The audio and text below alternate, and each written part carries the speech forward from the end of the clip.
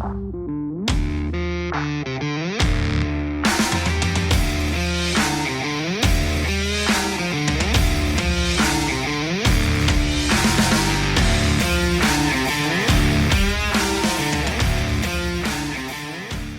guys, it's Junior. Welcome back to my channel here at Horsepower Warehouse. My apologies for skimping on making content with you guys, but it has not been a complete loss because me and the crew back here have been absolutely killing it. Let's jump into the shop side and I'm going to show you a whole slew of new cars that have come in here. So first and foremost, you will notice Sean is here on the operating table doing some frame repair on our 63 split window chassis. We are doing this because number one, we are at a loss of finding a chassis that is up to our quality standards. So number two, we are very confident in our ability to repair chassis, and this one's not rotten out, it's not rusted. If you guys remember, this one was cut out because it had an aftermarket transmission, so we're going to replace the cross member here. It had some stuff welded on top for when they did the roll bars and stuff like that. It also had some frame horn issues in the front, so we are going ahead and addressing that. So I'm very confident in our ability to actually make this chassis better than it was from the factory in terms of all the repairs and everything that we need to do to it. What I'm going to do with this client is repair it, powder coat it, and then leave it up to him. It's going to be his option. If he wants me to continue with the search for a true, unmolested, unrepaired chassis, that's fine. I will give him that option. But I'm very confident that this chassis is going to come out fantastic. So either way, we'll have a gorgeous 63 coupe chassis ready. You'll notice the 64 is still on the lift here. This is a automatic factory air car. So taking our time on it. The bottom is actually completely done. We've pressure washed it, done some light painting, some kind of touch-ups, and then we're diving into the hood area now. I'm replacing upper and lower hoses and just a couple little things underneath the hood, doing a light tune-up on it, and that one will be available for sale. You'll notice a fresh set of bolt-on style knockoffs are here, ready to go on my 64. This 64 has now been mounted, I guess is the best way to say, onto this rotisserie. You'll see Sean has a little bit of an art installation going on here, but we've been doing a lot of fiberglass work and repairs, panel bonding, things of that nature. This car, it's coming out pretty good. It was pretty intensive, the amount of damage that we're finding. Things like, missing bonding strips and the vertical bonding strips that go in here, so on and so forth. You'll see the bonding strip is actually in this side, but it's missing the vertical bonding strip that goes here. So it's missing both on this side. We actually have the upper strip here, but we're still waiting for the vertical to come in. So we're going through and just doing a thorough and methodical job of repairing everything necessary on this. We were waiting for fiberglass supplies to come in, but thank the Lord, we actually got everything in here. I'm not much for keeping secrets from you guys. FGCI is my preferred go-to for all of our fiberglass stuff. That's not a sponsored promotion or anything of that nature. I just have it set out here because I was going through the stuff as it came in. But yeah, this is definitely my preferred product. They all come with these snazzy manufactured in USA labels. Makes me proud to use it. They're actually local here in Florida. So really, Sean actually, by his preference, turned me on to these people. Fantastic stuff. You'll notice a new car here. This is a 67 coupe, of course, and the chassis sitting underneath it. You haven't even seen this one yet. We've already got it blown apart. This is, of course, a complete frame-off restoration. This car is going to get the full works with paint job and everything. The car was not born in this color. I'm not going to spoil it today and tell you what color it was born in, or what car it.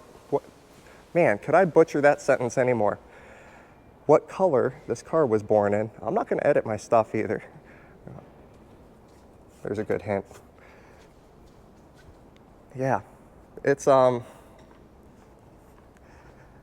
chassis is, I thought it was in great shape looking from below. Once we blew it apart, we knew that it needed the end cap here, and that's pretty common. But as we started kind of messing around here, what I want to do is go ahead and drag it over, pressure wash it really thoroughly so we could do a good inspection of this area on this chassis. It's not bent or anything of that nature, but we are really concerned about rot in that corner. So we'll see after we get done with the 63 chassis what we're able to do with this. Inline tube, that's my, my go-to for all the stainless fuel and brake lines for these cars. So again, just kind of sharing with you guys my manufacturers and who I like to use. This 67, this is not the chassis, by the way, for this car. This is the chassis for the 64 that is now on the rotisserie. This car's chassis is at powder coating right now with all those suspension components and so on and so forth. So it's making some fantastic progress. You'll notice we have a 46 Ford sitting here, as well as a Jimmy with an LS conversion in it, which is super cool in my opinion. But we're gonna glide right on past those because I've got so much to share with you guys. This 64, I have the carpet kit in. It's all been sound and thermal insulated. It's coming out quite nice, if I don't mind saying so myself. I'm really a stickler about fitment and making sure there's no ripples or nonsense. So let me just show you guys a quick sneak peek of how it's coming out. It's always hard to show a car that's, you know, partial because it never looks quite done until it is done. But yeah, it's definitely making some good progress. We're on the back end of the Terminator X Max conversion on this one. So just about done with that. Actually, it needs me to hook up my laptop to it now so we can load a tune, get it in the trailer and off to the dyno. Ta-da! Check out this. This thing is coming out just absolutely gorgeous. This, of course, was the rotisserie 63 coupe that we had previously mounted. You'll notice we have things kind of mocked up for Josh. It's got the fiberglass headlight buckets in there. We do, when I put everything together, I make sure to shim everything so that Josh on his end has enough up, if that makes sense, and out. So I put ample amount of shims in the doors, the hood, everywhere, just to try to set the gaps as good as I can for him. Luckily with this car, I mean, everything is coming out naturally. It's lining up pretty good.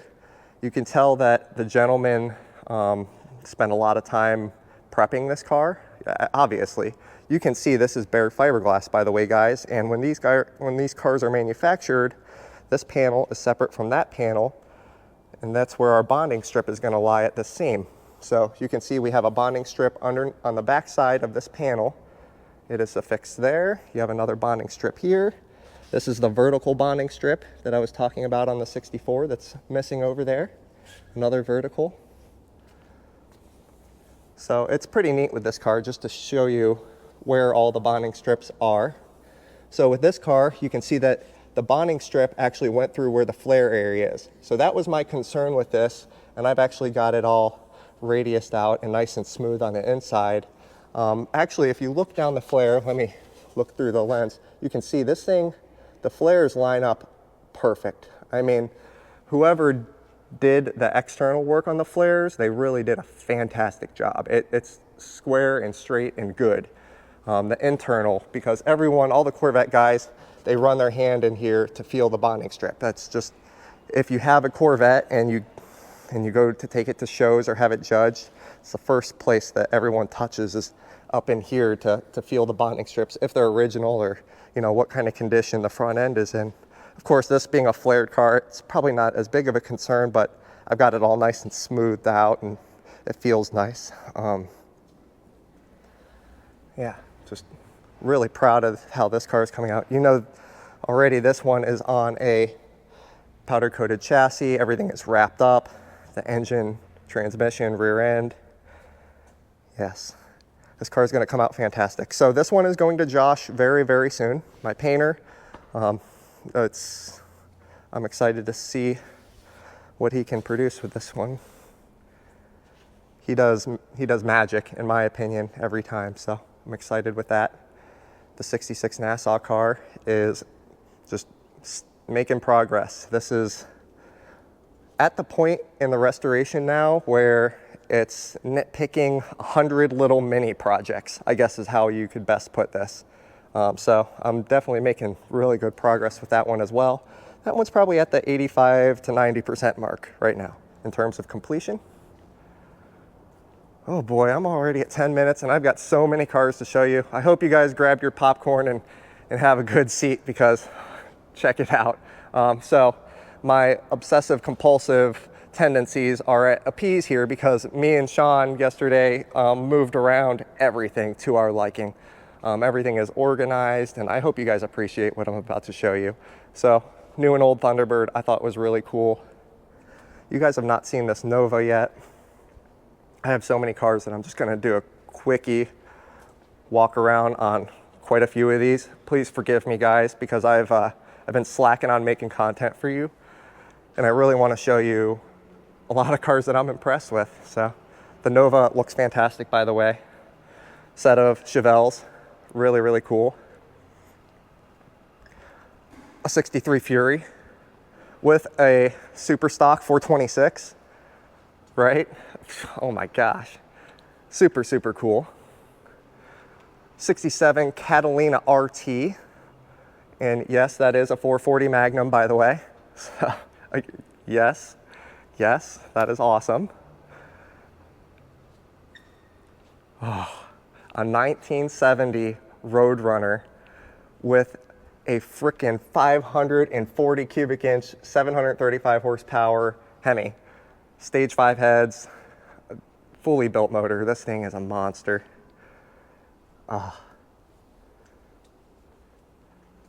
Check out the interior.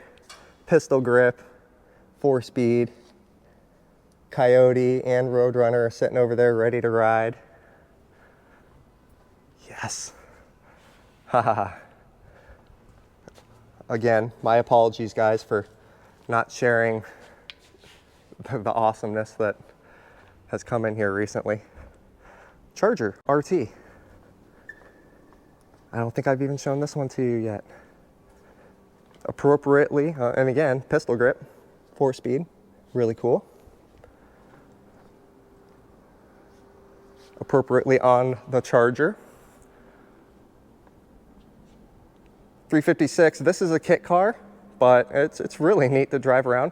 32 flathead Ford. Really, really nicely done. I like this car. Old school hot rod.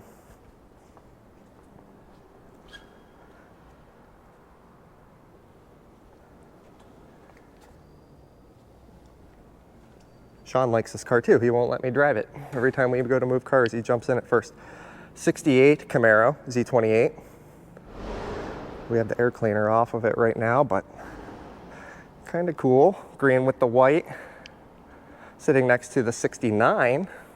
And you can tell this one is the 69 with the louvers in front of the rear wheels. With a not factory big block.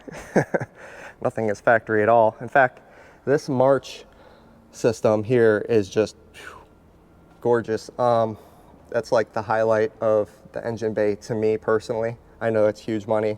Of course, you're looking at AC, everything's fully polished, of course. Power steering, power brakes. Really cool, just gorgeous. Everything is polished, big block. Sits good. Really good stance on this car. Houndstooth interior. I'll go ahead and show you a peek inside. Really nice. This one's an automatic car, which is kind of cool for cruising. A lot of people have a preference for the auto cars. After owning so many manuals, you know, it gets to the point where it's like, you know what, I just want to cruise and not have to deal with that. And I don't blame them. I'm kind of getting there myself. 57, this one has quite a bit of modifications done to it. So please, NCRS guys, don't scold me for this one. Not my build here on consignment, but really, really cool old little cruiser. 66 427. You haven't seen this one yet either. Aftermarket air conditioning. Looks like non-power brakes, but it's nothing that can't be easily remediated with a quick booster installation. It does look like we have power steering down there, which is neat.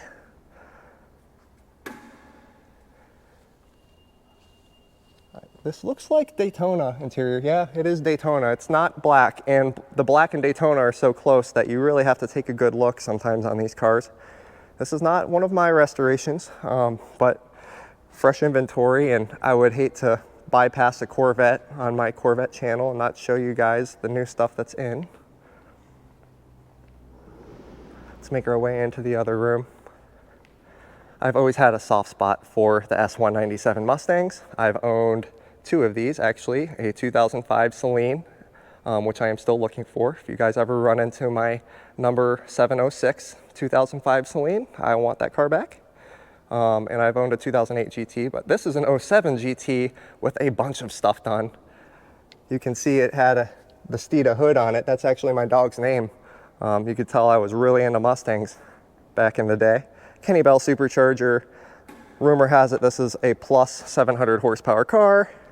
Big old Willwoods with the multi-piece rotors, front and rear. They didn't even skimp out on the rear brakes like almost everyone does. Carbon fiber, Corbeau racing seats, roll cage, 6-speed converted. Really, really cool car.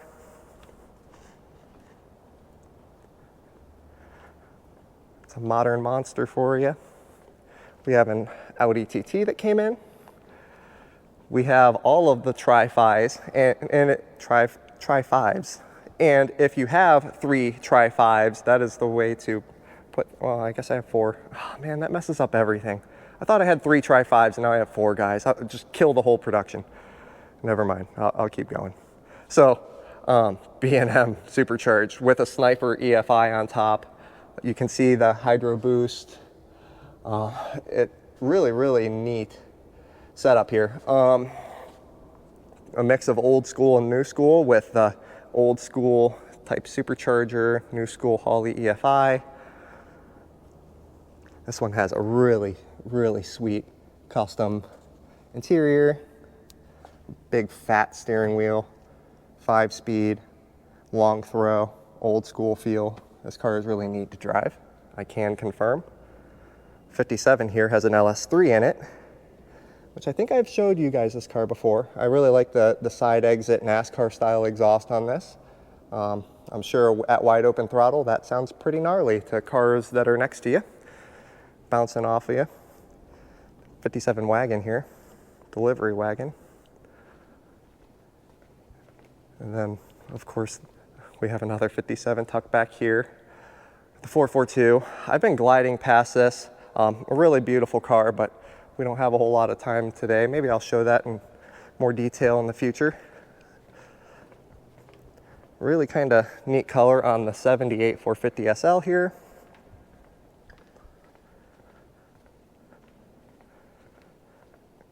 Gorgeous Ford Roadster. But I wanted to show you guys this tucked all the way in the back. Check out this car. Now, rumor has it this is, I think, a 5-time Grand Champion Award winner. I might be quoting that wrong, but it has won some pretty serious awards in its time. Of course, this is a Fairlane Sunliner. I do like how it has the push or pull bars, depending on what activities you're into, on front and rear. I guess that's ultra rare. Let's go ahead and look inside. This thing is as gorgeous as you would expect. The engine bay is clean enough to eat out of.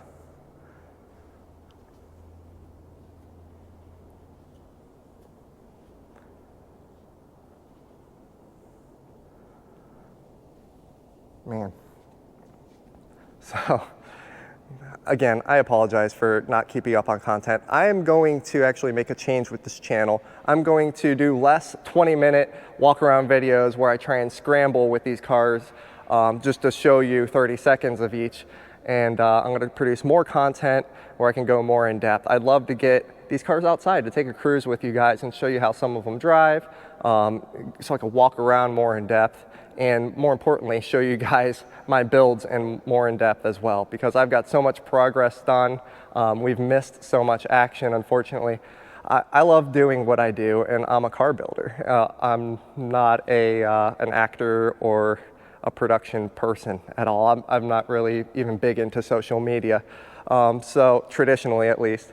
So I appreciate you guys. Thank you so much for joining me, for holding on and watching my content. I wouldn't be here if it weren't for you guys giving me encouragement. Hey, Junior, we appreciate the channel and so on and so forth. So if it wasn't for you guys, this wouldn't exist probably to this degree anymore.